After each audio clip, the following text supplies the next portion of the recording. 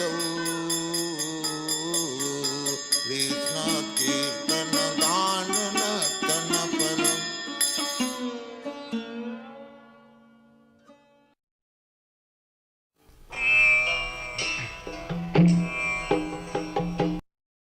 वंदेहं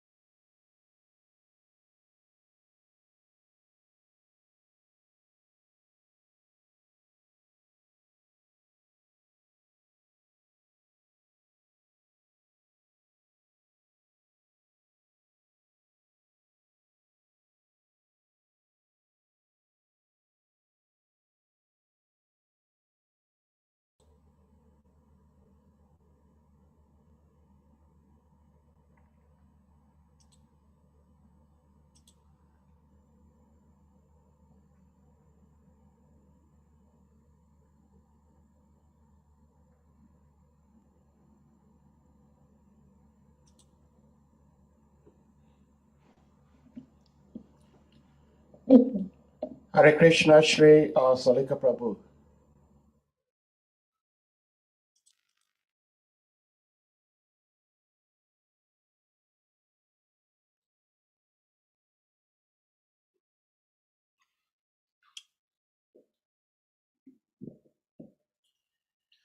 Jai Hare Krishna, we welcome you all to today's Srimad Bhagavatam discourse.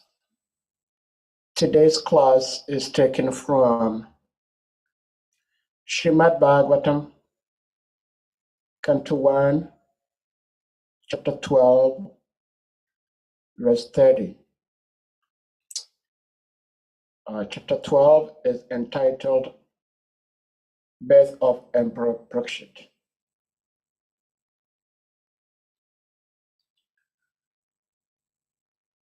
Hare Krishna. Salika Prabhu will have to put the verse on the screen, but I'm going to read it off from my end here.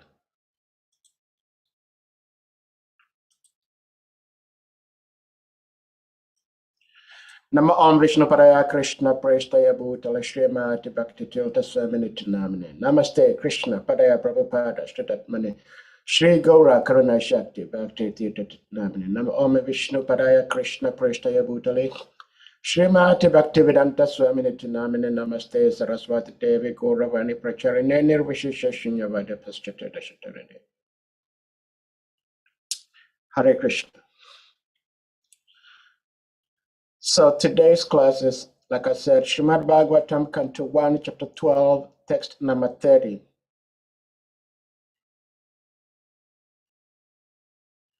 Sa esha loke vikyataha parikshit iti yat prabhu purvam drishtam anudayan parikshita nareshu iha. Sa esha loke vikyataha parikshit iti yat prabhu purvam drashtam anudyayan parikshita nareshu iha. Sa esha loke vikyataha parikshit iti yat prabhu purvam drashtam anudyayan parikshita nareshu iha. Let me check here to see.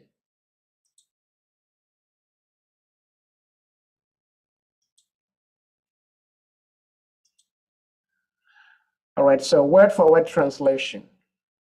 Sa, he, Isha, in this, Loke, world, Vikyataha, famous, Parikshit, one who examines, Iti, thus, Yat, what, Prabhu, O my king, Purvam, before, Drishtam, seen, Anudyayan, constantly contemplating, Parikshita, shall examine, Narishu, unto every man, Iha, here. Translation and purport by His Divine Grace, A.C. Bhaktivedanta Swami Srila Prabhupada Ki Jai.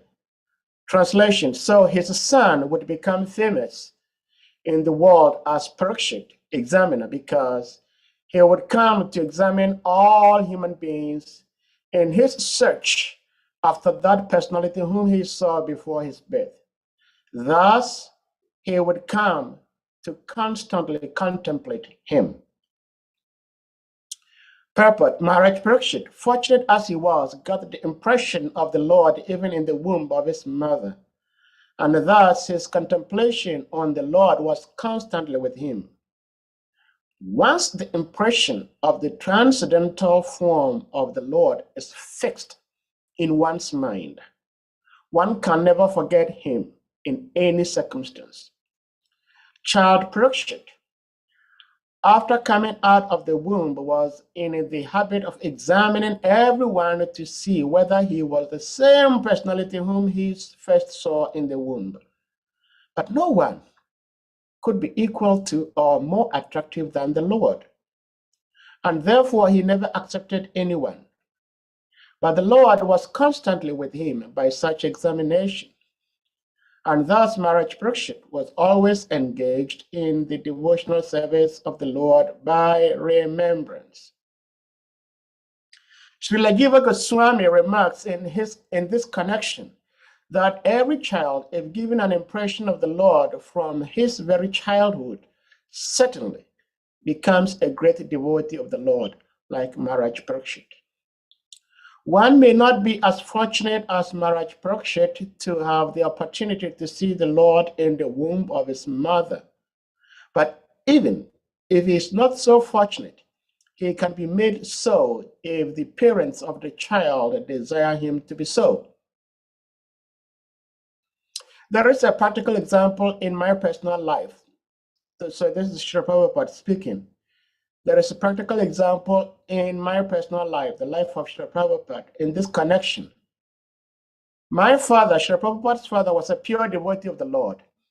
And when I was only 4 or 5 years old, my father gave me a couple of forms of Radha and Krishna. In a playful manner, Srila Prabhupada used to worship these deities along with his sister.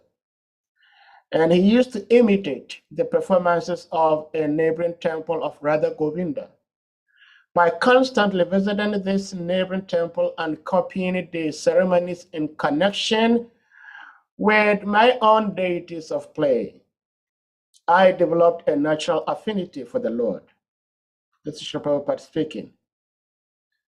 My father used to observe all the ceremonies befitting my position. Later on, these activities were suspended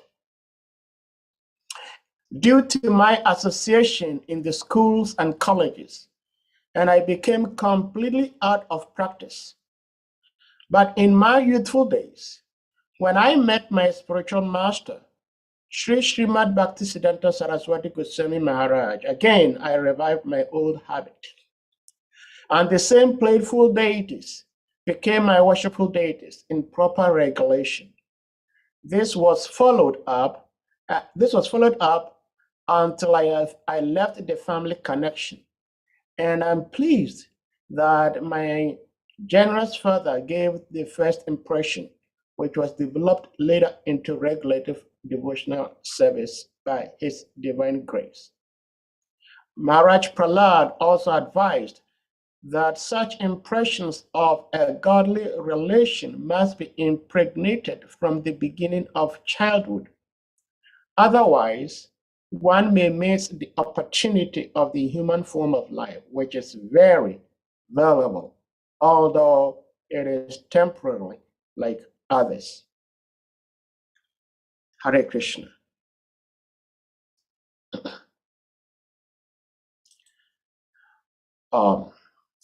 I take the translation again. So his son would become famous in the world as Parikshit examiner, because he would come to examine all human beings in his search after that personality whom he saw before his birth.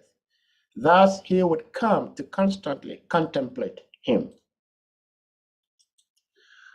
Om Ajana Timrandasya Jana Jana Shalakaya Chakshra On Militam Yena Tasmai Shri Gurave Namaha Shri Chaitanya Manopishtam Stapitam Yena Bhutale Swayam Rupakadamayam Darati Swaparantikam Vandiham Shri Guru Shri Utapatakamalana Shri Gurun Vaishnavamscha Shri Rupam Sagrat Chatam Saharagunantam Bintam Sajivam Sadvetam Savadutam Parijana Sahitam Krishna Chaitanya Shri Radha Krishna Govinda Gopananam Nam Om Vishnu Padaya Krishna Prestaya Bhutale Shri Mati Bhakti Tirtha Swami Etnamine Namaste Krishna Padaya Prabhupada Ashtatmane Shri Guru Karuna Shakti Bhakti Tirtha Etnamine Nam Om Vishnu Padaya Krishna Prestaya Bhutale Shri Mati Bhakti Vedanta Swami Etnamine Namaste Saraswati Devi Gauravani Pracharine Nirvishisha Shunyavada Pachatar Deshatarine Namo Mahavadaya Krishna Prema Pradayate Krishna Ya Krishna Chaitanya Namne Gora Tueja Namana Brahmanya Devya Go Brahmana Heta Chaja Gadeta Ya Krishna Govinda Namo Namaha Hare Krishna Krishna Krishna Hare Hare Hare Rama Rama Hare Hare Hare Krishna Krishna Hare Hare Hare Rama Rama Hare Hare Hare Krishna Krishna Hare Hare Hare Rama, Hare Rama, Rama Rama, Hare Hare.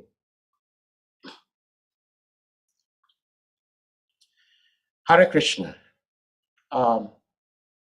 Again, I welcome you all to today's Bhagavatam class.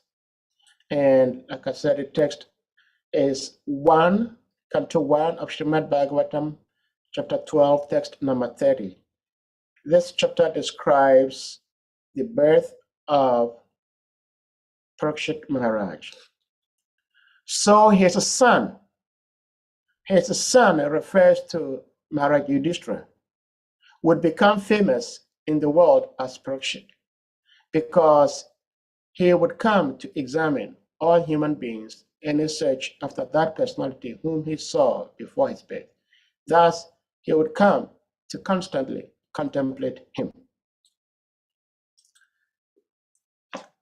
This is so interesting in the sense that it is described herein that the son of Maharaj Yudhishthira will become such an amazing personality. The learned Brahmins have described who Maharaj Parikshit is going to be like from verses 19 through to 28. Salika Prabhu, you may take off the screen. And the learned Brahmins gave all this information about Maharaj Parikshit because Maharaj Yudhishthira inquired about who Maharaj Parikshit is going to be like, especially in verse 18. And then the learned Brahmins started describing who Maharaj Parikshit is going to be like from verses 19 all the way to 28. And then 29 and then 30, which we're discussing today, talks about how Maharaj Parikshit is going to live up to all the descriptions given about him by the learned Brahmins. Now, it is said that his son, and we all know that Maharaj Parikshit is not the son of Maharaj Yudhishthira. But Maharaj Parikshit is the son of Abhimanyu. And Abhimanyu is the son of Arjun. So why is Maharaj Parikshit described as the father of Maharaj Parikshit? When in the real sense, Maharaj Yudhishthira is a grand uncle to Parikshit, because Yudhishthira is an older brother to Arjun, and Arjun had his son Abhimanyu, and Abhimanyu had his son Parikshit. Parikshit also had, I think, 4 sons. The most famous one is what's the name? Sumasena, who wanted to kill all the snakes. But here is a very vivid example. Jana Mijaya, be something like that. Yeah, Jan Mijaya, thank you. Kavikana Purprabu, Jan Mijaya, thank you. Parikshit had, I think, 4 sons, but Jan Mijaya is the most prominent amongst the 4. Now, Maharaj Yudhishthira is hereby considered the father, not even the grandfather or the grand uncle. Why? Because the Pandavas did not see any difference between them. If they saw any difference between them, then 5 of them couldn't have been married to the same woman. 5 men married to one woman, Draupadi. But they saw no difference. And so Maharaj Yudhishthira saw no difference between his own biological son and that of the biological son of his brother, Arjun. This is very something important we all need to learn. We all have Srila Prabhupada, as most of us on this platform, as our grand spiritual master. Now, it is very important to all of us to understand that even though I may have a different Diksha Guru, you may have a different Diksha Guru, she may have a different Diksha Guru, but we all have the same grandfather. And in fact, sometimes I may not even refer to just my own Diksha Guru as my Guru, but another Guru as my Guru, because they are all one. They are all serving the same Srila Prabhupada.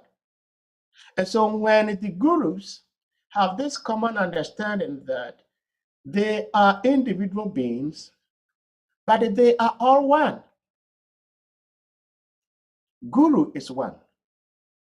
When we understand that Guru is one, then there wouldn't be any differences between my Guru, your Guru, or this personality as Christ, that personality as Muhammad, because we know that Guru is one. And so there is no difference between my Guru and that of Christ. With this understanding, Srila Prabhupada was once attacked in where? Trying to think of the name. Well, I'll get the name. But he was attacked that he is not Jesus Christ. Why is he sitting on that high seat? Of course, this was in Australia. I just remembered, in Australia. I think somebody had actually shared this on our WhatsApp platform before. And Madhudwish Prabhu, he was Maharaj at that time, beautifully addressed the issue, you know. So Srila Prabhupada was saying that, yes, I'm not saying I'm Jesus Christ. Jesus Christ is my Guru. Jesus Christ is our Guru. We honor him and we adore him. And so when Maharaj Yudhishthira is hereby described as the father of Maharaj Parikshit, and Maharaj Parikshit also seeing Maharaj Yudhishthira as his father, because we should remember that Maharaj Parikshit was born when his father had been killed.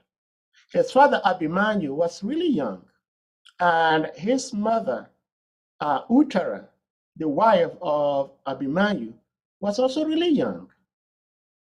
She was a very young lady when she became pregnant of Maharaj Parikshit, and then her husband Abhimanyu was killed.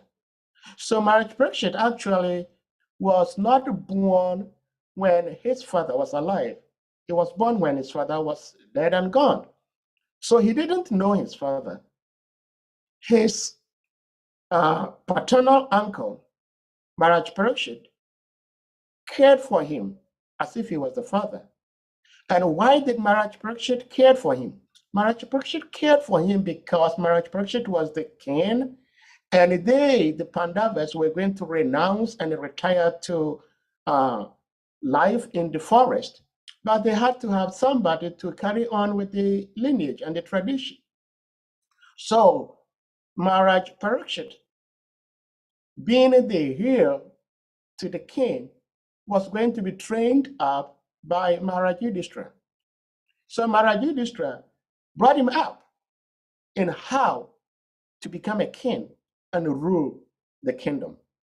And it is said that Maharaj Parikshit was an emperor. He was the king ruling the entire world. Now, it is said in the purport and in the translation of the text itself that the word Parikshit means that he is going to be an examiner. There are some key words in the text and in the purport that I would want us to look at and try and go a little deeper into them. One of it is that Maharaj Parikshit is going to be an examiner. He's going to examine what? He is going to examine all beings that he sees in his earthly life. If anybody looks like the person he saw when he was in his mother's womb, it is described that Lord Krishna, in order to protect the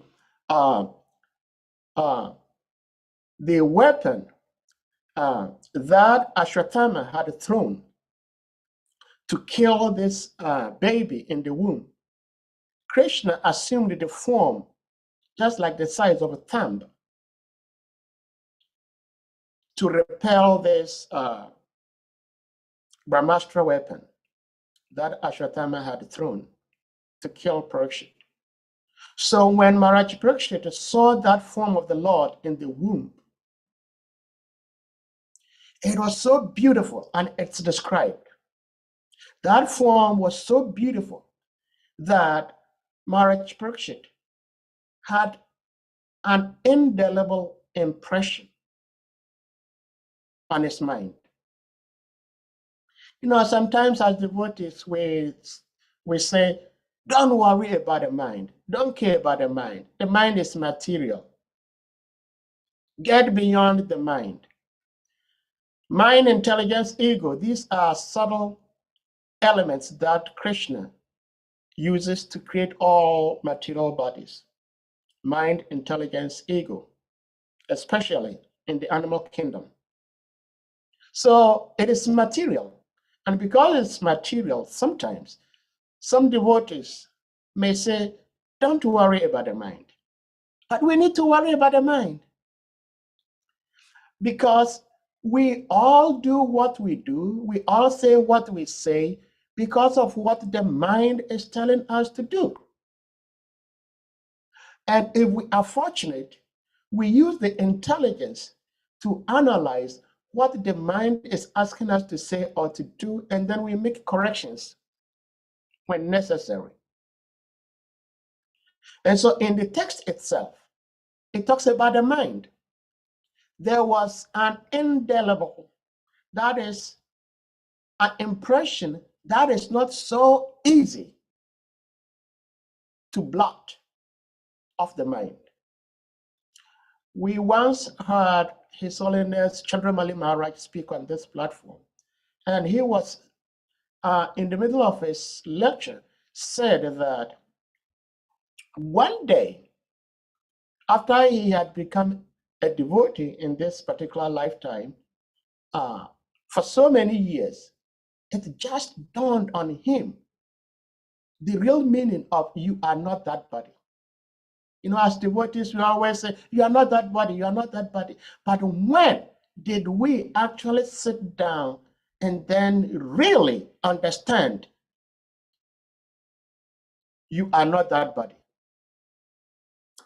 We are all quick to say you are not that body, but we become so distraught when somebody says something about our bodies. When somebody tells you, look at your ugly face, you become offended. Meanwhile, you've always said to yourself, you are not the body. So there comes a point in time when one sits down and then fully assimilates and understands that, yes, this is what this means. This thing I've always been saying, this is what it means. And so in the case of Maharaj Parikshit, he saw Krishna, and he did not just see him. There was an impression created And that impression was embedded in his mind, in his consciousness, up to the point that he could never forget Krishna. And so Srila Prabhupada says in the purport that if one is fortunate enough to see Krishna and have that impression embedded in his mind, he will never forget Krishna. And so we should not be surprised that we may even see Krishna and still forget Krishna. Because when we see Krishna and that impression does not become embedded in our consciousness, in our mind, then we can forget Krishna. But when that impression becomes embedded, then it becomes indelible. It becomes a thing that cannot be blotted away, that cannot be washed away, that cannot be wiped away. And so this is a science in the Bible. I think it's Genesis chapter 30, where it's described about Jacob. When Jacob was rearing a sheep and he wanted it to have the strongest and the most healthy of the sheep, he used a science, a psychological science. He had a trough where these sheep go there to drink water. And then he peeled off the skin of a particular stick. And then he made a design, because amongst the sheep, there were those that were striped. They had striped skins, colors, and they have those that had blotted black colors. But he realized that those that were striped were very strong. And so that particular pole, he made a striped symbol on the stick and placed them on the trough where the sheep go to drink. And as the sheep were drinking and seeing the striped stick, they absorbed that in their consciousness, in their mind. And when they gave birth to the same stripe. I mean, in modern science, we would say genetically. It's a gene. It's a passed on gene. And so it's very, very important what one is brought up in the beginning of his spiritual life. Those of us who were not born into this Hare Krishna movement, when we joined the movement, the very particular training you were brought up with becomes what you find it very interesting in spiritual life. For example, when you join devotional service, if Sankirtan, book distribution, was what you were trained up in, book distribution becomes your flavor in devotional life. If you were trained in how to preach, if you were trained in how to cook, if you were trained in how to lead kirtan, if you were trained to preach, whichever way you were brought up, if you imbibed that so much into your consciousness and subconscious mind, that becomes the most flavorish thing you love to do in devotional life. And so Srila Prabhupada used himself as an example. He said that when he was young, actually before he even went to speak about himself, he said that most of us may not be as fortunate as Maharaj Parikshit to see Krishna in our mother's womb. But that also tells that when we are in the shape or in the form of fetus, we can also sense what's going on inside and outside our environment, which is also confirmed in today's science that fetus feel and respond to external stimuli.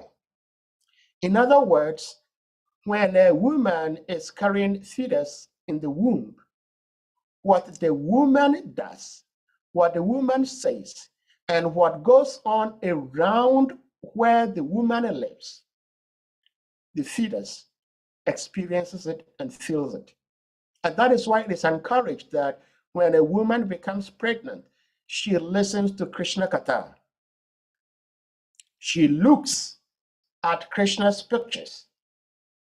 Because the more you look at the photos of Krishna, the subtle it absorbs into your consciousness, and the way it absorbs into your consciousness, the fetus also absorbs it. And so we may not be fortunate as Maharaj Parikshit to see Krishna in our mother's womb. But as soon as we come out of our mother's womb, it becomes the duty of the parents, the father, the mother, and the people around the child to bring up the child in a very Krishna conscious way. And so Srila Prabhupada used himself as an example. He said when he was a child, like 5, 6 years old, his father gave him his own Radha Krishna. And he was practicing, he was playing with it, with the deities. Because there was a Radha Govinda temple close to their house, which the father used to visit. And so whatever was going on in the main temple, the father created a replica of that for his son, Abhay. And from the very beginning, he was playing with Radha Krishna. Now, there is also a question in this regard, because it is discouraged that we do not give Radha Krishna deities to our children to play with. We don't encourage that. But a replica of that could be given to our children. For example, it could be like you build, just like when we were kids, we were learning how to cook, you use sand and then you make something like a coal pot, and then you bring items that are not actually knife, like maybe you bring anything like a stick and use that as a knife. But initially, you are being trained how to cook. Initially, you are being trained how to take care of the deities. And not just that, there must be a very special way of instilling that in the mind and the subconscious mind of the person you are encouraging to do this. And so Srila Prabhupada was saying that training became an indelible impression in his life. But when he started going to schools and colleges, he was unable to practice. He was unable to practice, but he never forgot. Two things we should remember and try to delineate, in the sense that one may not be able to practice something based on time, place, circumstance, but you would never forget it. And so it is said somewhere in the Bible that in the ancient days, the words of God were written on stones and it was washed away. But this time, it's no more going to be written on stones. It's going to be written in our hearts. And that is why it is said that no one can prevent us from practicing devotional service, even in regions where devotional service is not allowed. You cannot prevent somebody being a devotee, because if even one does not see a temple, if even one does not see Krishna physically, if one does not see Krishna in books, and one does not see Krishna in Archa Vigraha, one tries to see Krishna in his heart. In his heart. There is this story about when Draupadi was being stripped naked in the assembly of all these great personalities in Indraprasth. She cried out to Krishna. And of course, Krishna came in to rescue her. But after the rescue, Draupadi was scolding Krishna when she met Krishna in person, she told Krishna, he says, Krishna, why is it that when I called you, it took you so long to come in to save me? So Krishna said, why do you say that? When you called me, I came in to save you. You know, I came in to supply unlimited saris. They could not strip. He said, Draupadi said, yes, you did come in to save me, but you came in at a very, very late hour where I was almost stripped naked. So what took you so long to get here to save me? He says, yes, Draupadi, it took me some time to get here because, remember, when you called out to Krishna, you said, hey, Krishna of Dwaraka. And I was in Dwaraka. And I had to come to Mathura to come and serve you. So the distance from Dwaraka to Mathura took me some time. But if you had called me from within your heart, I was right there with you. I would have been there instantly. So Krishna is in our heart. And so if even there is a situation that we are unable to practice as we've been brought up, we should never forget it in our hearts. So Sri Prabhupada uses himself as an example. He says that even though he was unable to practice because of college, he never forgot it. And then when he had the opportunity, when he married, he started practicing. And this time, it wasn't like in a playful manner. It was in a real, humble, dedicated service to Sri Radha Krishna. And so this should remind us all that when we are leaders in this wonderful movement, when we have new bhaktas and bhaktins come to join this movement, we should try to train these devotees in such a way that what we give them the first time becomes so indelible that no matter what happens, they never forget it. It should be part of our training. It should be part of our training. Again, in Bhagavad Gita chapter 15, verse 8, Krishna explains to Arjuna, let me see, says the living entity in this material world carries different conceptions. You know, we understand that we as living entities, we are eternal, but we change bodies. But the living entity, which is the self, carries on the impressions that he's been having in previous lives. And based on these impressions, a particular body is given to this eternal living being, which is the self. And because of these impressions, our ears are designed in a particular way, our nostrils are designed in a particular way, our skin is designed in a particular way. Everything is designed based on our impressions. Because we should understand that Krishna fulfills each and every one's desires. So whatever desires we have, Krishna is going to fulfill them. Now we should find out if our desires are going to be beneficial to ourselves and to the people around us.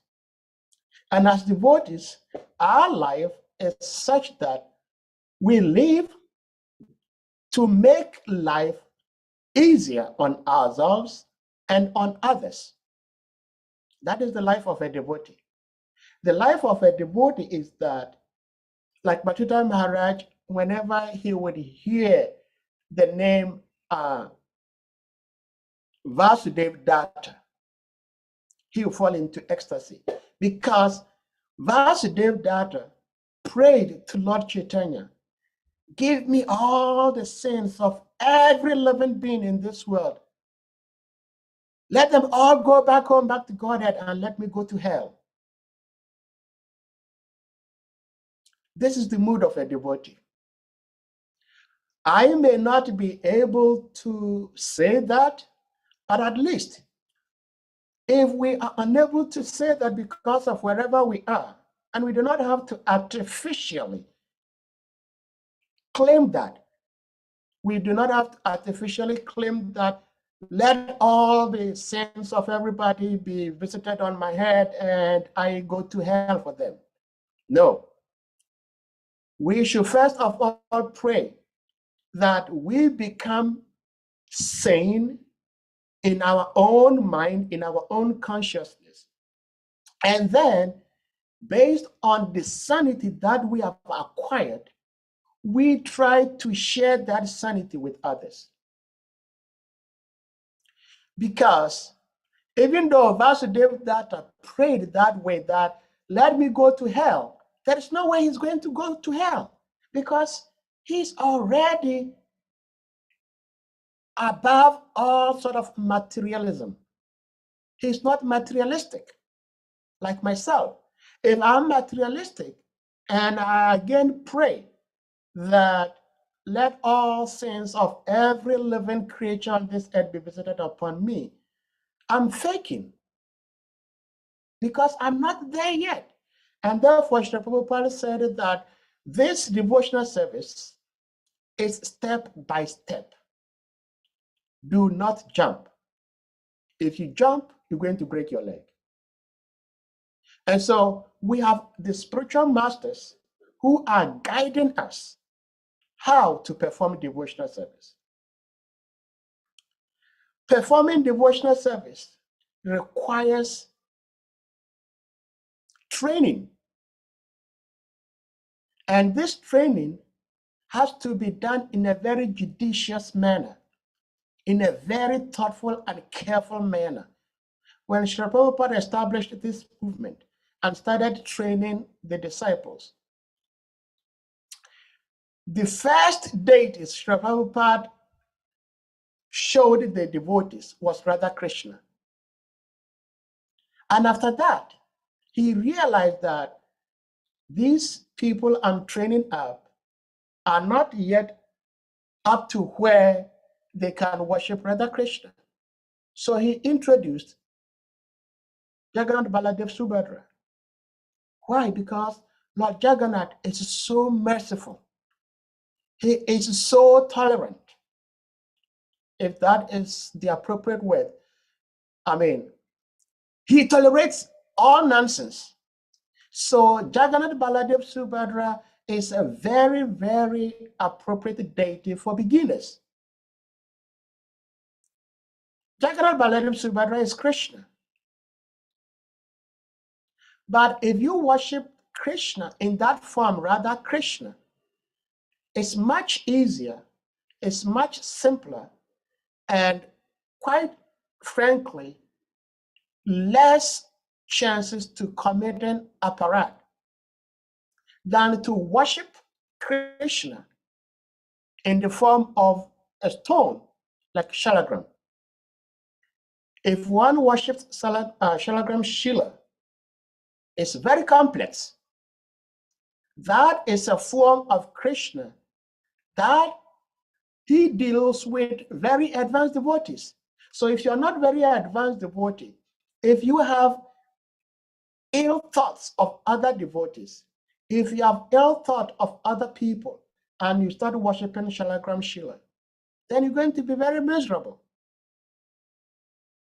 And so Srila Prabhupada introduced Jagannath Baladev Subhadra.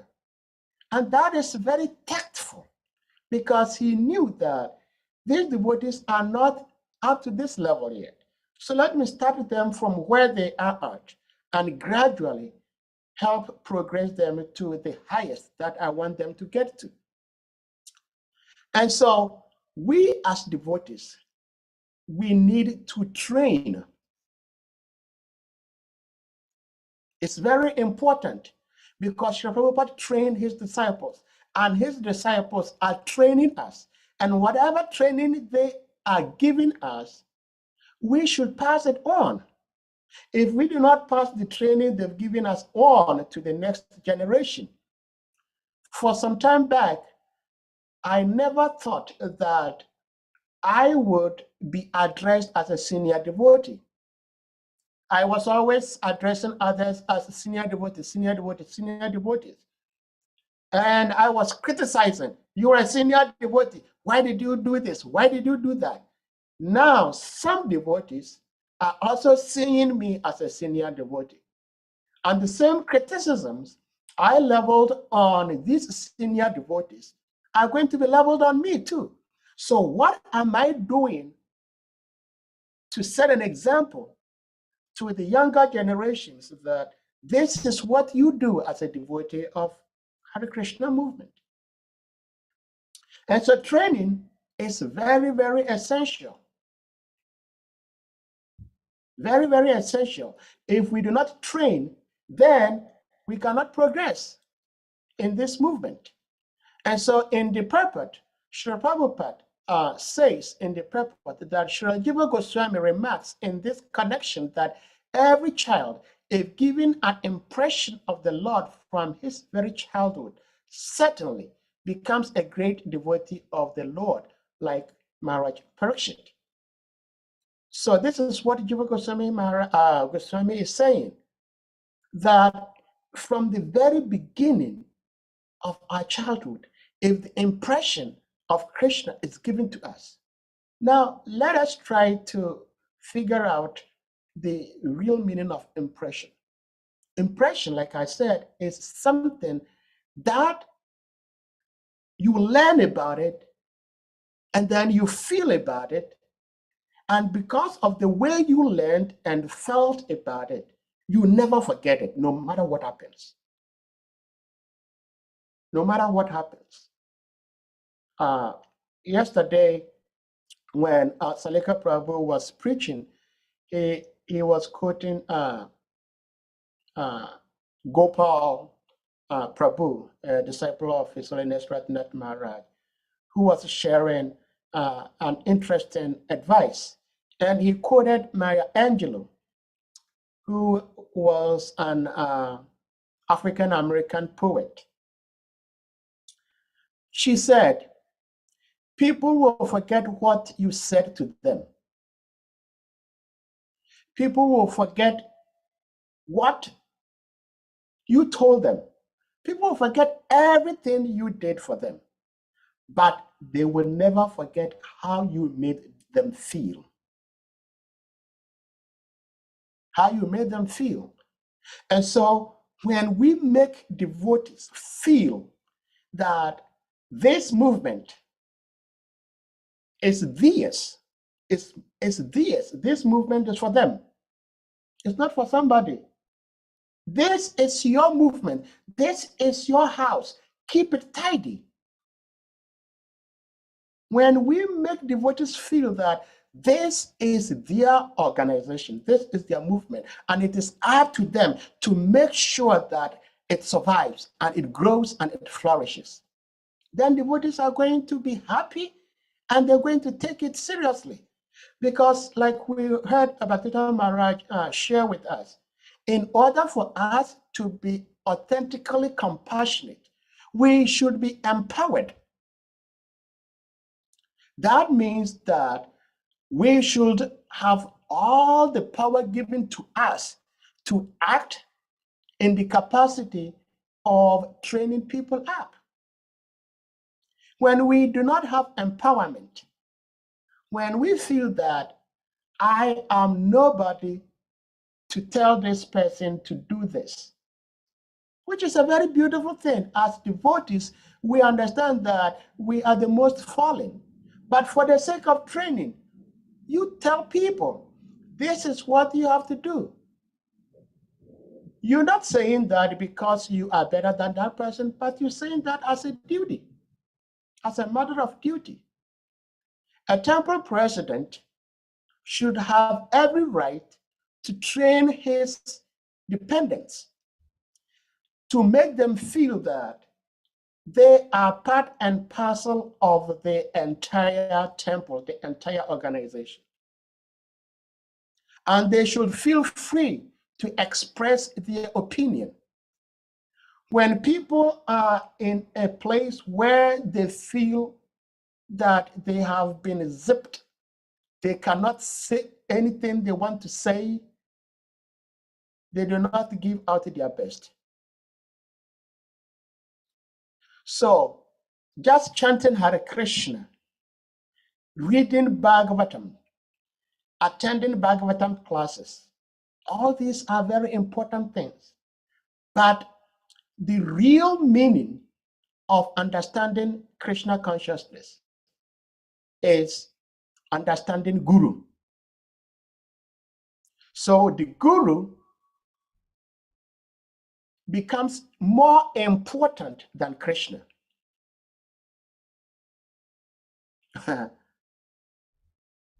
It sounds illogical and senseless that somebody can be more important than Krishna. It sounds nonsense, but it's not nonsense, because Krishna is the goal. And in order for us to achieve the goal, there must be a means. And that means becomes more important for the practitioner, because the means is what is going to help the practitioner to attain the goal. So the spiritual master is the means by which we can attain Krishna, the goal. And therefore, to us as practitioners, the spiritual master becomes more important. And that is why there is a story shared by His Holiness Tamal Krishna Goswami Maharaj. He was sharing a memory of Srila Prabhupada, wherein he said that himself and a handful of devotees with Srila Prabhupada had visited one Indian devotee. And when they went to see him, they went and Tamal Krishna Maharaj went and told this Indian Hindu devotee that Srila Prabhupada is here to see you. But this devotee was busy attending to his deities. So he kept Srila Prabhupada waiting for about 10-15 minutes. So Tamal Krishna Goswami, when he went back and told Srila Prabhupada that he told him he is coming, he was attending to his deities. And you may not believe what Srila Prabhupada said to him. Srila Prabhupada did not say that just to make himself very special or very important, but he said it to Tamal Krishna Goswami Maharaj just for him to learn that he is a neophyte devotee. Because a neophyte devotee, he sees Krishna as more important than anything else. And so he's more busy attending to his deities. But if he were an advanced devotee, he will understand that the most important thing to do is to receive a devotee of Krishna. And so he would have abandoned his attention, taking care of the deities to come and attend to Srila Prabhupada. So this is the training Srila Prabhupada is giving us, that the spiritual master is very, very crucial, and it's more important because we are sadhakas. We are practitioners. And so we have to listen to our spiritual masters. And the spiritual master should also not shy away because of so-called modernity, where devotees claim that, oh, my guru cannot say this to me. There were some devotees some time ago in the US here.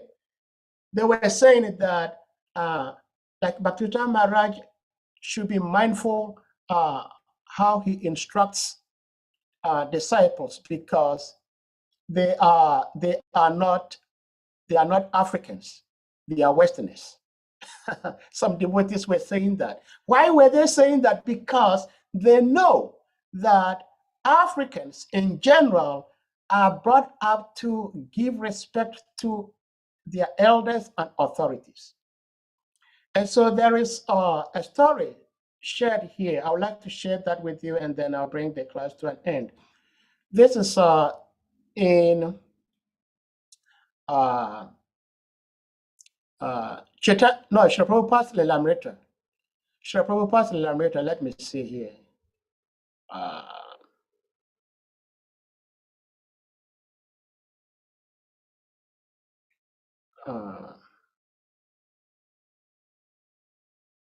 Okay. Srila Prabhupada's Lilamrita, this is chapter, volume 1, chapter 29, and it's titled Unlimited Opportunity, Limited Time. So in this particular chapter, Srila Prabhupada was saying that, Sasarup Maharaj is saying here, Srila Prabhupada will receive several letters a week from the devotees in London. It was now December 1968. The devotees had been in London 4 months, and still they had no temple, nor even a place where they could live and worship together. Mostly they had been visiting Hindu families, holding kirtan and sharing prasadam. Srila Prabhupada had encouraged this, but after hearing a few reports, he decided the program was stagnant. The devotees should not expect much from the Hindus, he said. They have become hodgepodge due to so many years of subjugation by foreigners and have lost their own culture. I'm concerned to preach this gospel amongst the Europeans and Americans. This is very interesting here. Srila Prabhupada is saying that the devotees should not expect much from the Hindus. Why? Because they've become hodgepodge due to so many years of subjugation by foreigners and have lost their own culture. So from the very beginning, as Hindus, they were brought up in a particular way. But because of their association with the Western world, they've thrown away that culture and have now imbibed this Western culture. So Srila Prabhupada said, no, I'm no more going to spend much time with these Hindus. I'm going to spend time with the Westerners, with the Americans and the Europeans. So we were brought up in a very beautiful way that we respect elders, we respect our superiors. And under no circumstance should we forget that. If especially we let that become an impression on our mind and in our subconscious mind, then under every circumstance, we're going to have that culture carried us through in all walks of life. Hare Krishna. Thank you for being here, and I'll bring the class to an end. And if you have questions, comments, realizations, discussions, chastisements, whatever, you're welcome. Hare Krishna.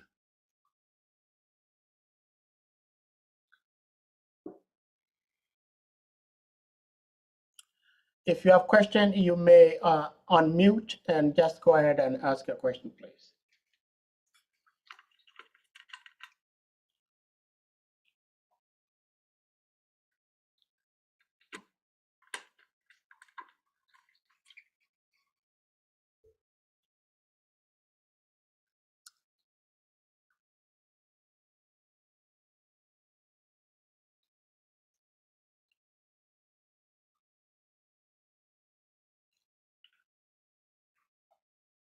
Any questions? No questions? Yeah, Prabhu want to ask question. Please go ahead. Oh, okay, Hare Krishna. He forced me. Thank you so much. Thank you so much. Kavi is a trickish guy.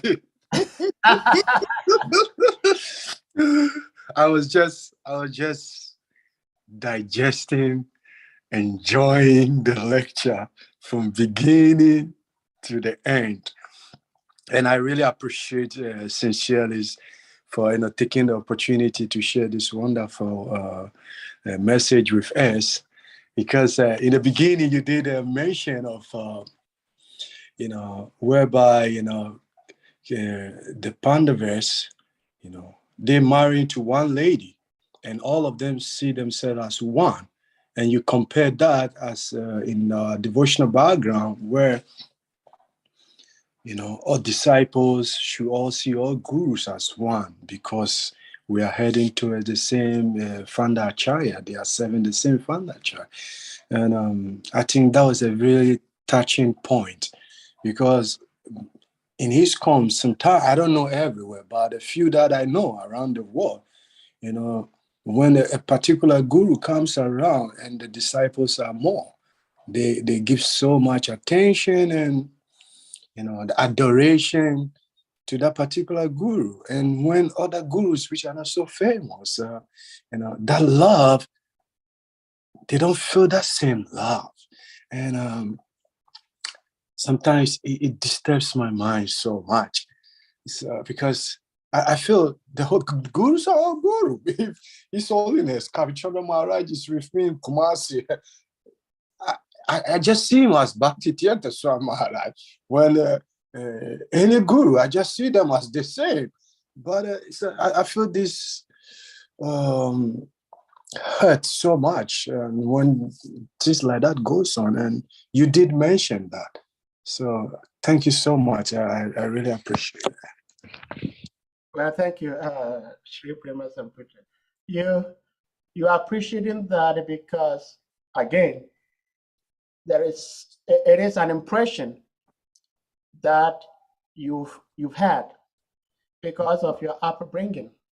Yeah. Because that is how Bhaktivedanta Maharaj brought us up, and that is how, as Africans, born Africans, we were brought up. In fact, in African tradition, all over Africa, not just a particular district in Africa, in all of Africa, one is trained to listen to his uncle, oftentimes much more seriously than his own father. Because sometimes familiarity breeds contempt. Yeah. And so because you are always with your father, it's just like, especially in African homes, the child has more fear, like reverence to the father than the mother, because the mother is always doing the talking. And then when it gets to a point the mother is unable to control the child, the mother said, okay, I'm going to report you to your father. And then the father comes in, and then the child sits up, because the father doesn't do much talking. And so when you extend that, your father is always with you. So he may tell you this, tell you that, and sometimes he may even pamper you, but your uncle comes and they're just, hey, how could you have said that to your dad? Come on, go and apologize to him. And because your uncle said that, no matter what, you go and then beg your dad, or whatever he asks you to do, you do it.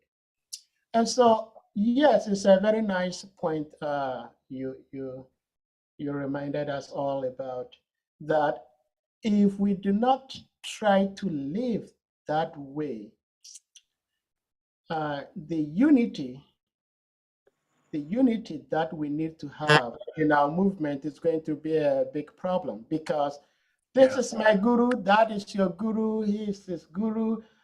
It doesn't help. It doesn't help. It doesn't help at all. It doesn't help. All gurus are one. All gurus are one. They just appear in different bodies, but their goal, their purpose is one.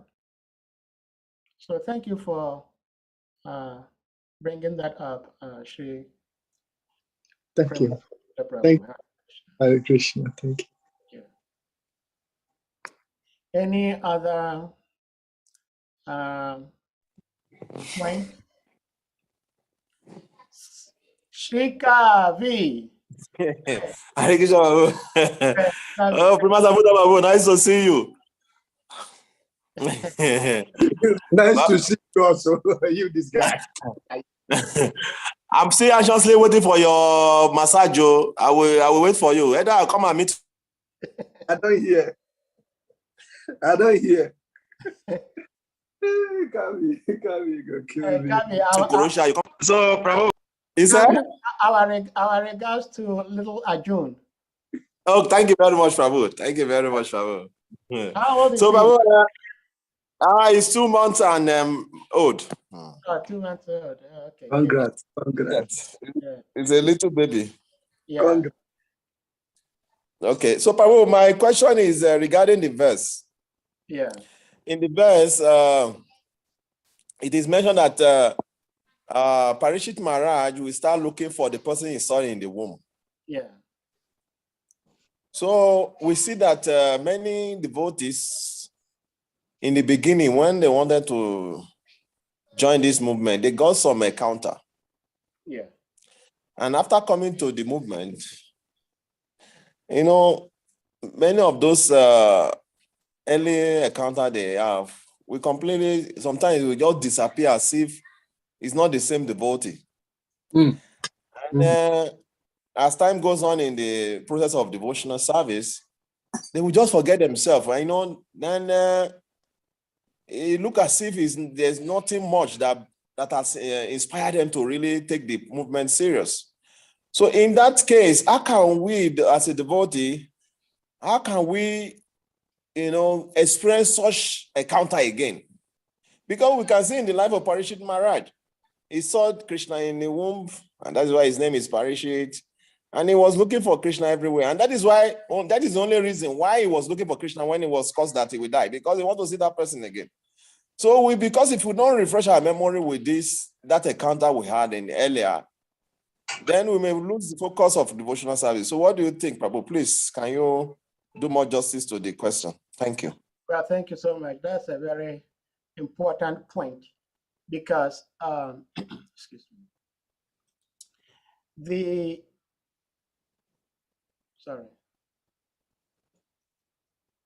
the text itself says that Maharaj Parikshit, so his son would become famous in the world as Parikshit examiner, because he would come to examine all human beings in his search after that personality whom he saw before his birth. Thus, he would come to constantly contemplate him. So it's a very nice thing you're bringing up, because Srila Prabhupada gave this example, and Krishna himself also said to Arjuna, after Arjuna had been convinced by Krishna that Krishna is the Supreme Personality of Godhead, and convinced Arjuna what was his dharma, what he had to do, he did not force Arjuna that, hey, I've told you all these things, you've understood, so just go ahead and then do it. He says, it's up to you. If you like, go ahead, fight, kill these people to your own glory, take the glory. If you don't, sit somewhere and relax. And so that is the problem some of us become sometimes.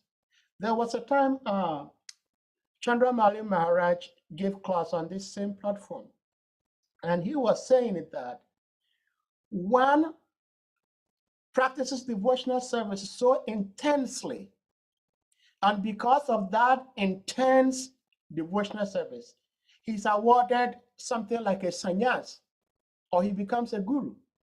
But when you become a sannyas or guru, that is not the end of it. You keep doing it, and in fact, you do it more.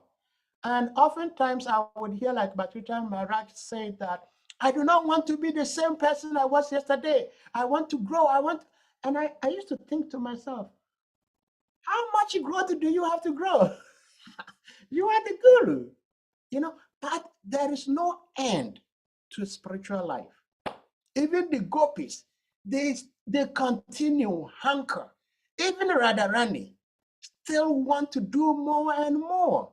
And that is why Krishna himself does not understand. He comes as Lord Chaitanya. But sometimes we become complacent. That is our problem.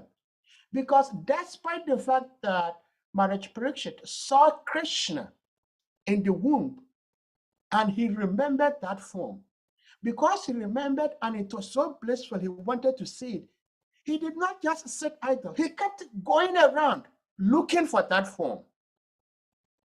So he was looking at everybody that he came across.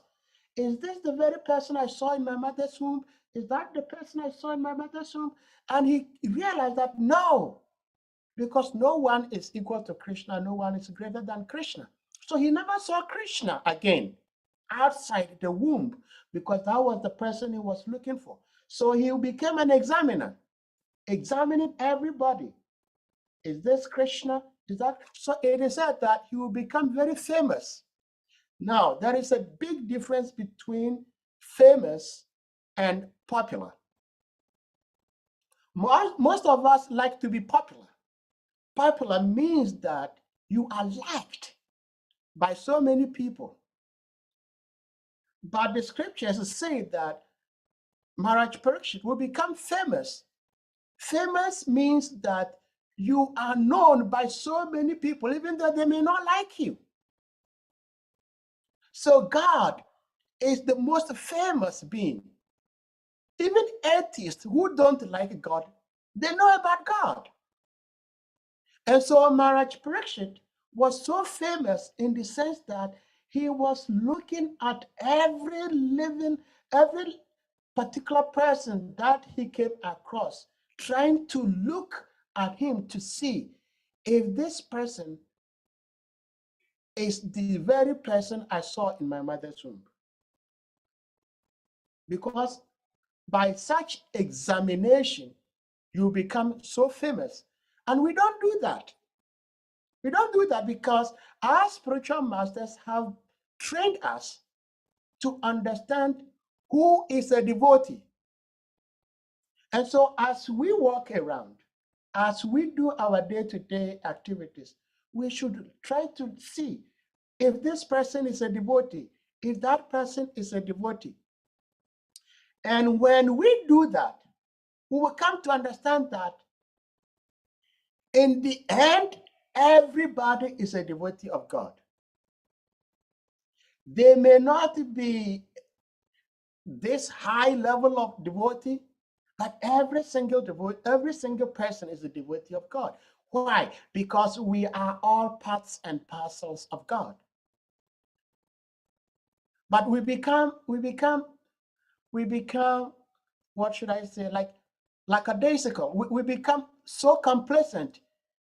Like you rightly said, there are some devotees, when I first joined devotional service, I had so much reverence, so much respect for them. That respect I had for them is no more there today. Why? Because I've come close to them and I'm seeing certain things I never expected to see in those devotees. And so I'm losing sight of that respect I had for them, which can be helpful and can be dangerous at the same time. Because as devotees, we should try to understand, like what's the name? Srimad Bharata Prabhu was saying yesterday that we have to examine devotees and move with like-minded devotees, especially if we want to grow. If I want to grow, then I have to look at somebody like Kavikanapur Prabhu. I look at how he asks questions. I look at like I may not know him in person, but how much interest he has in listening to Bhagavatam, how much interest he has in involving himself in kirtan. I love kirtans. And so if I know a devotee who loves kirtan, it's very easy to become pals with such a devotee. If I have somebody who will go to the temple room and block his ears when kirtan is going on, how can I get so close and become friends with such a devotee?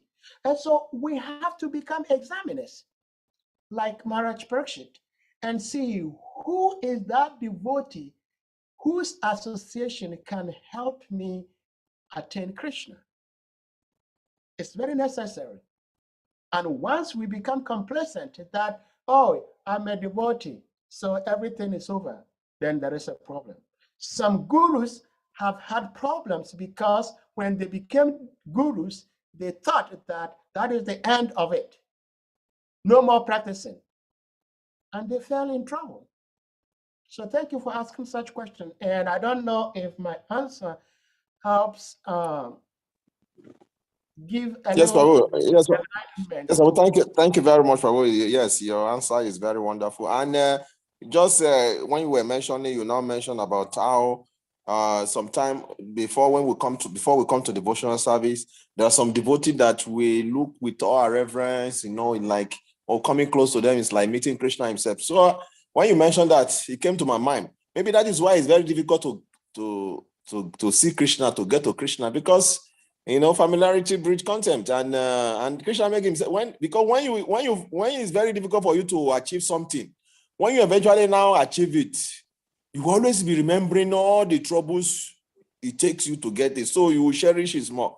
Maybe that's why Krishna make himself very difficult, and at the end of the day, when we not totally surrender, he will not give himself. Then we will not remember all those things. Yes. I don't know, Prabhu. No, you're right about that, because once you become a devotee, you purchase Krishna. Krishna becomes a puppet.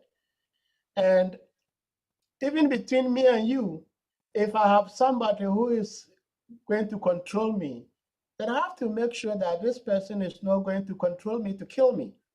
So Krishna doesn't give devotional service so easily, because once he gives you devotional service, then he becomes a puppet to you. So he makes sure that before you become a true devotee, you go through hurdles.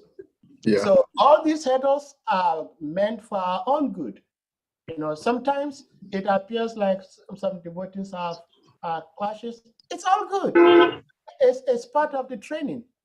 It's part of the training and the discipline of we becoming unalloyed devotees of the Lord. Because when we become unalloyed devotees of the Lord, then we purchase Krishna. Like I used to say, there is one story I always like to share, that because one devotee was so much an outstanding devotee of Krishna, Krishna was running away from being caught by the pujari. Krishna in his multi form was running away from the altar. And because the pujaris were running after this devotee who was running with Krishna, Krishna had somewhere, they didn't find any place to hide. He hid himself in this devotee's heart. He hid himself in this devotee's heart. And it is said at that point, people were praying to Krishna, and Krishna was not responding to them because they could not find Krishna. Because this devotee had captured Krishna in his heart. And so in that story, it is said that just like a spider will have a cocoon, a spider makes its own cocoon and then it becomes trapped by its own cocoon. Krishna made his own cocoon in the form of this devotee and was trapped by this devotee. So, Hare Krishna. Who is speaking? I saw Dr. Johnson. Okay, Shri Hare Krishna. Hare Krishna. Shriman Sahadev. Oh, Hare Krishna. Prabhu. I hope you forgive your servants. Where are you at? I've told, like I said to you before, I was in a 3-day conference and I was okay. a facilitator for that program. Unfortunately, I was hoping today I would be a little bit free, but the questions sections came in and then they won't allow me to go. So I actually came online to put the class on YouTube, and I was getting so much distractions. We just finished the days. Actually, the conference just ended today. So I'm sorry I wasn't able to fully it's okay. keep attentive. Okay, no, that's nothing. That's nothing, Prabhuji. Yeah. That's nothing. I'm just driving back to the temple. It's okay. Hare Krishna.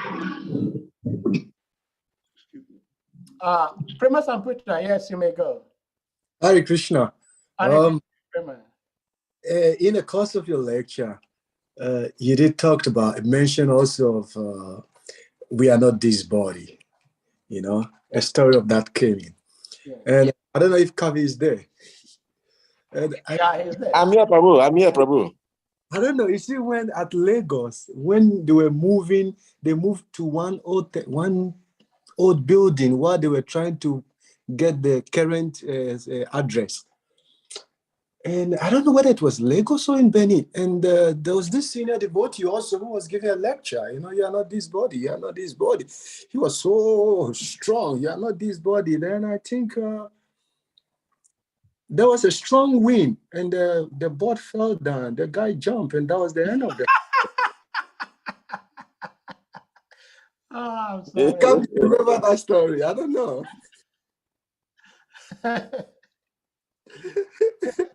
Yes.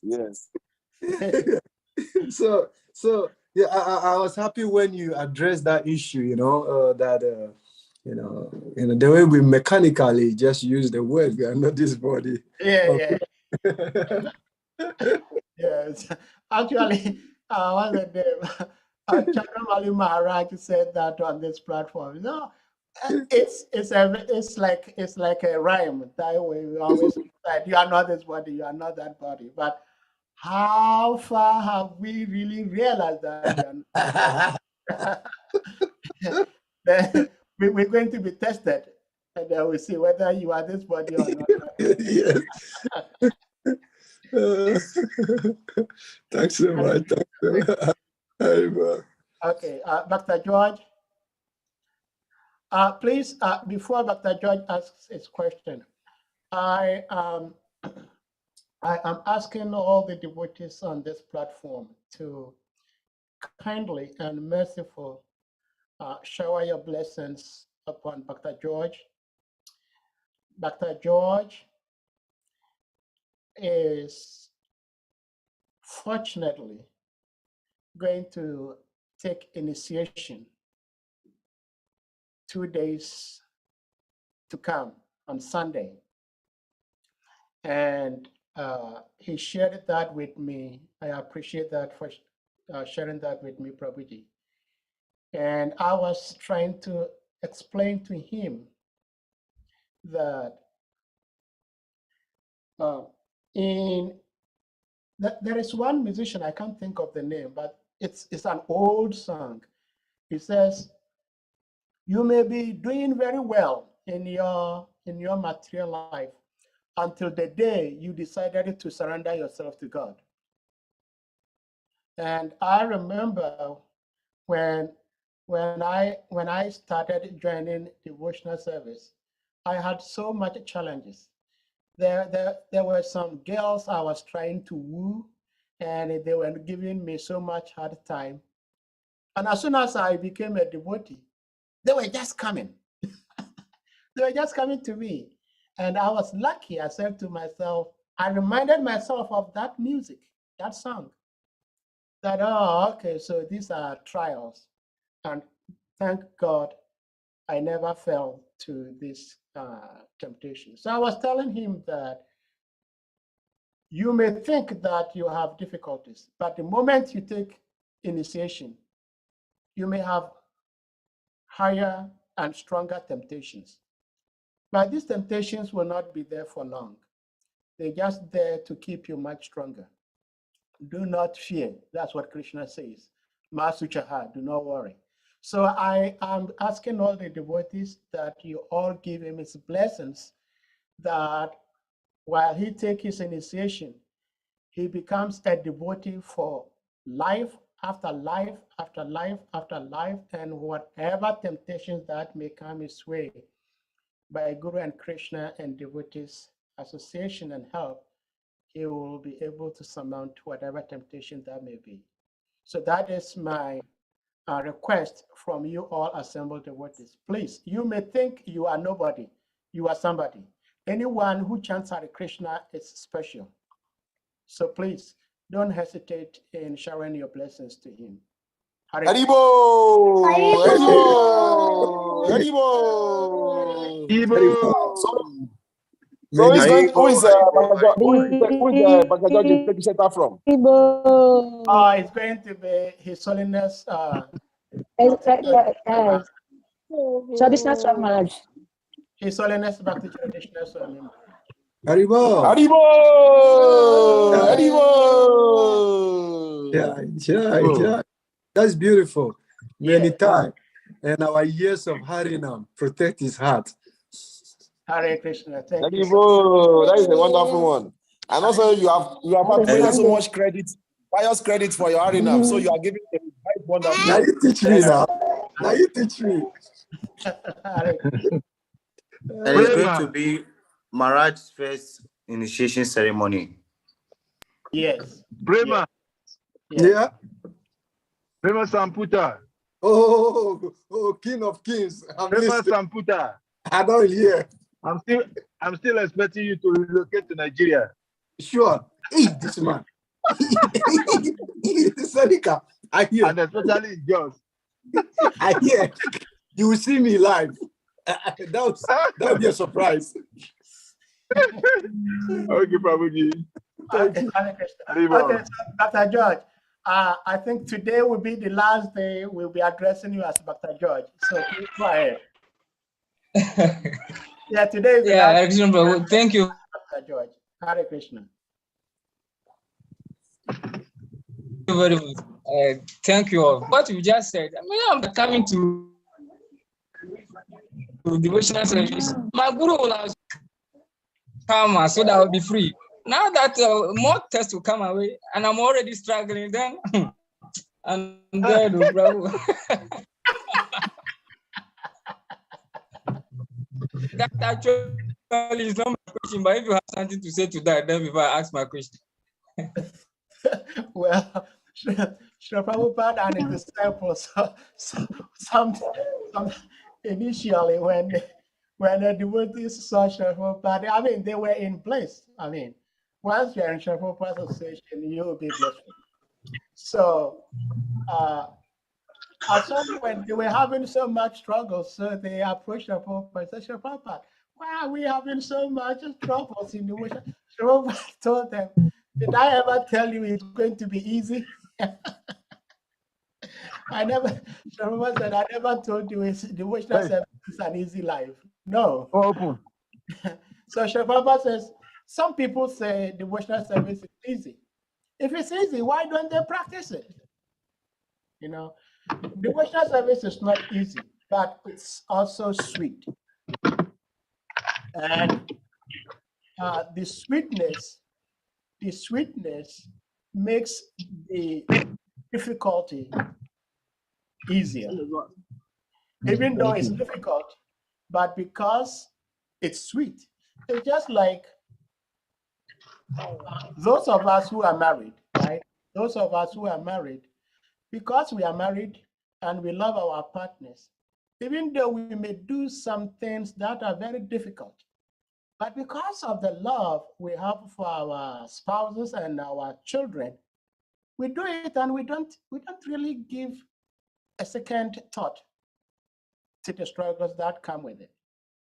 So once we love Guru and Krishna, even though the difficulties may be there, but we don't care much.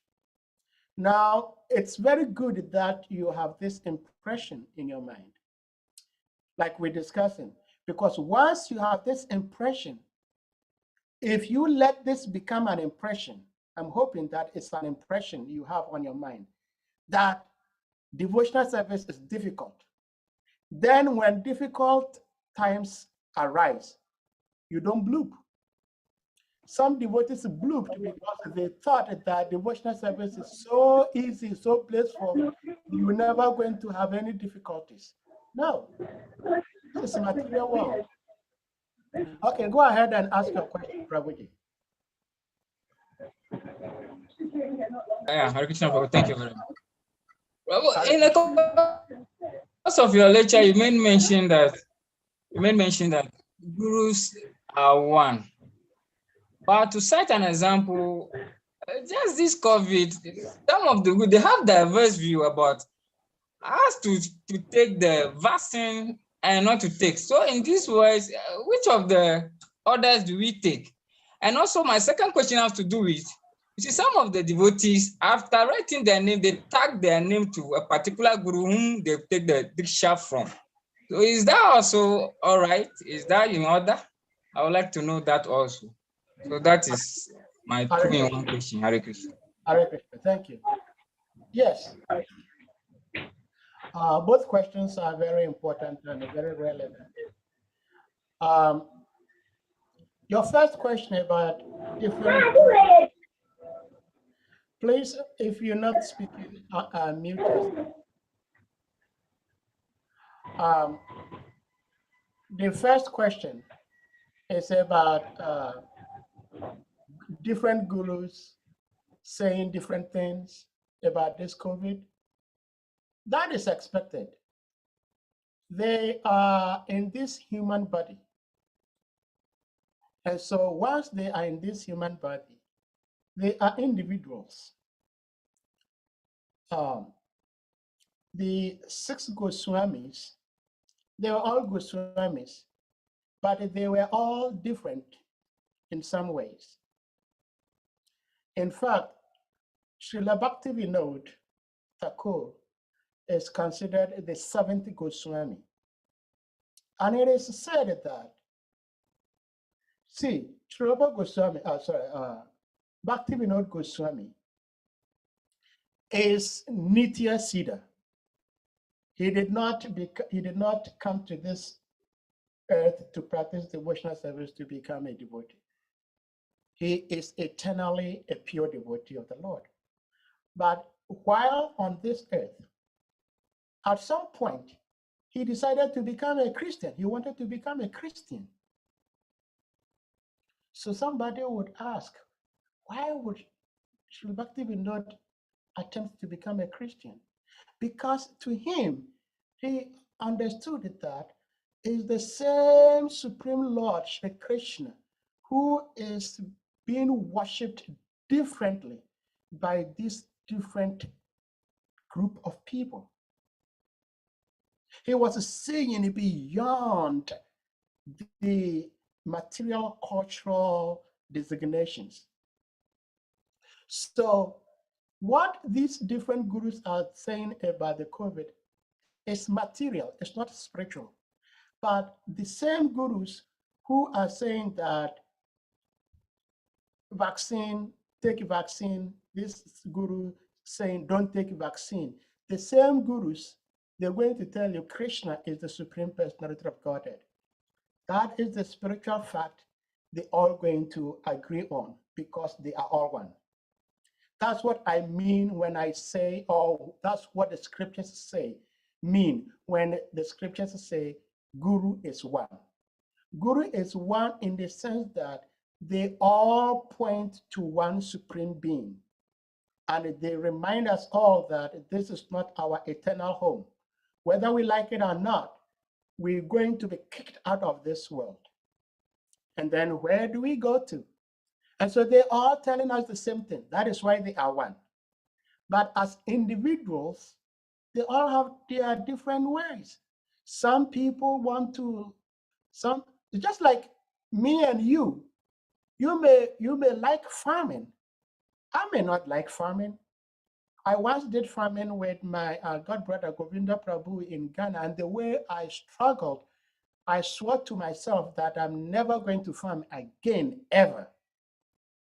You know, so if you're trying to engage me in farming, you're engaging me in the wrong part of devotional life. And that is why Srila Prabhupada said, when we bring devotees or when people join our movement, we should try to train them based on where they feel so ease at doing what they like to do. Like if somebody likes to do deity worship because they don't like talking to people. Lots of people that I had one very wonderful god brother, Chaitanya Lila. He was an amazing pujari. He loved being a pujari than going out there to preach, because to him, talking to people was a very difficult thing to him, which was nothing to me. I love talking to people. But he preferred to just be in one place and just giving care to the deities. And so the spiritual masters, the gurus, they are still individuals. They all have different affinities. And so when they share something materially speaking, that doesn't make them different from each other. They're all the same. Because spiritually speaking, they all trying to engage us in Srila Prabhupada's service. So that is that. And then you ask whether it's appropriate that some devotees may attach like the names of their gurus to their names. Like sometimes you see somebody may say Mahatma Das ACBS Abhayacharana Bhaktivedanta Swami Prabhupada. Is that Prabhupada? Yeah, it is. But that does not mean that if I write my name Sahadeva Das BTS, Bhaktivedanta Swami, that should make me lose sight or belittle all other gurus. No, that is just like an insignia, just like a mark on me, reminding myself that I am a disciple of such and such guru. But that does not mean that because I'm a disciple of this guru, I only listen to what this guru says. I don't listen to any other gurus. No, because they are all one. I hope that helps clarify your question, Dr. George. Sure, Prabhu. Yeah. Hare Krishna. Hare Krishna. Thank you very much. Well, thank you all so much for being here. Today is Friday. It's a weekend. I Krishna Prabhu. Hare Krishna, Prabhuji, yeah.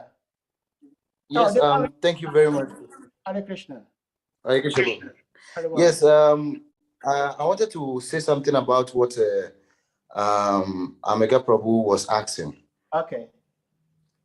About adding guru's initials to your name. Yeah.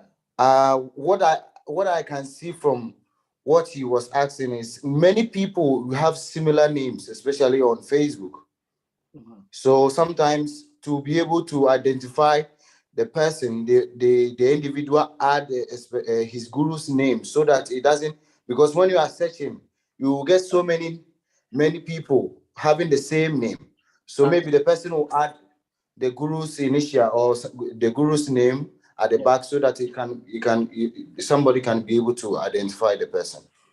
Thank you very much, Prabhuji. I didn't even think about it that way, but it makes a lot of sense that the devotees would do that, because there are many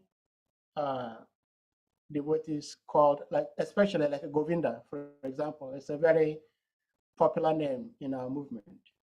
So if you're looking for maybe a devotee, Govinda, to befriend with on Facebook, then with the guru's initials, it make it easier to identify the devotee. Makes a lot of sense.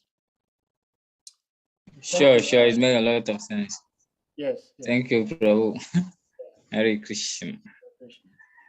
Well, I try to encourage the devotees that our movement, our organization, is a preaching organization. And because it's a preaching organization, preaching has two aspects. You have to orally, verbally speak, and then you have to live what you're speaking. And so it is said that Haridas Thakur is considered the best of devotees because he speaks and then he lives it. So as we are a preaching movement, we should not be afraid to speak, ask questions, if something doesn't sound clear to us, we should feel free to ask. And like I always say, Lord Chaitanya did that with his associates. Lord Chaitanya would take the position of an impersonalist, a Mayavad, and ask his disciples to ask questions. Srila Prabhupada sometimes will also do that. Bhakti-Tirtha Maharaj would sometimes do that. I remember there was a time, there was a big, like a debate between Bhakti-Tirtha Maharaj and some of us. And those of us who were speaking the most was myself and Govinda, because we had gone on Harinam Sankirtan, and we couldn't distribute books. We only distributed paraphernalia and came home with big Lakshmi. So I was the leader. So I announced, and Maharaj said, how can you raise that much money and sold only one magazine? Back to God, sorry, who are they? Who are they magazine? And so we started debating as to why that happened. And Bhakti Maharaj allowed us. We went back and forth for almost 45 minutes. And at the end, he defeated us. When I say he defeated us, it's not like defeating somebody to make him look stupid. But he defeated us in the sense that he made us understand why he was saying what he was saying. So when we have debates, do not mistake that to be disrespect. Because when you go out there to preach, you're most likely going to have somebody that you will have to debate. Okay? Hare Krishna. So at this point, since there is no more hands raised up, we're going to ask all the devotees to unmute themselves, and then we chant Hare Krishna to express our appreciation for having the opportunity to hear Bhagavatam today. Jai. Haribo. Hare Krishna. Hare Krishna. Krishna, Hare Krishna, Hare Krishna, Krishna, Hare Hare, Hare Rama, Hare Hare Rama, Rama, Rama Rama Rama, Rama, Hare Hare Hare. Hare. Jai.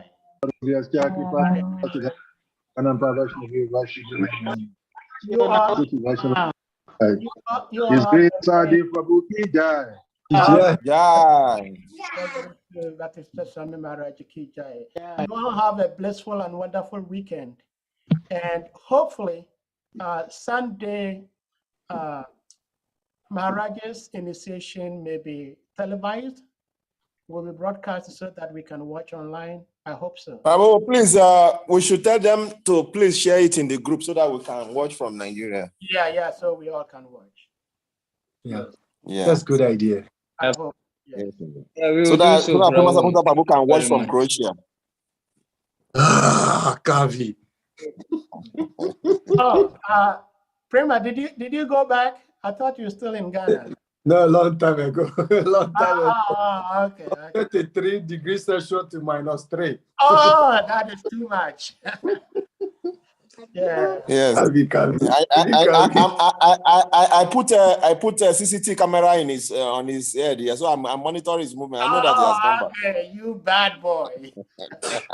Kavi kill me. Okay. Yes. Thank you so much. Yes, Prabhu. Devotees. Hare Krishna, Prabhu. Thank you very much, Prabhu.